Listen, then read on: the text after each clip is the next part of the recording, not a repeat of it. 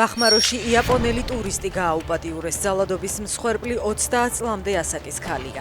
გავრცელებული ინფორმაციით შემთხვევა გასულ ღამეს მოხდა. ბრალდებული 30 წლამდე კაცი დაკავებულია.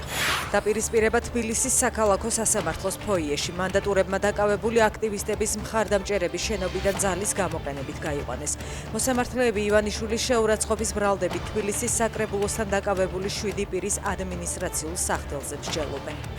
ჩვენი ორგანიზაცია არ ემხრობა ძალადობას არანაირად, აცხადებს გიორგი ქართველიშვილი. სიწმინდეებისა და იდენტობის დაცვის მოტივით მან თანამოაზრეებთან ერთად დღეს ოფიციალურად დაარეგისტრირა ეროვნული თაობა, რომელსაც სახალხო მოძრაობად მოიხსენიებს. მისი თქმით, მწერლებსა და საზოგადო მოღვაწეებზე ქილიქს პასუხი უნდა გაეცეს. ქართველიშვილმა განაცხადი გუშინ გააკეთა და თქვა, რომ თუ საჭიროა ციხეშიც სწავა. იაპონიაში 7.1 მაგნიტუდის სიმძლავრის მიწისძვრა მოხდა. გამოცხადებულია ცუნამის საფრთხე. დაშავდა სულ მცირე 50 ადამიანი. ნაწილობრივ ჩამოინგრა ერთ-ერთი სავაჭრო ცენტრი. ხელისუფლება ვარაუდობს, რომ არის მსხვერპლიც.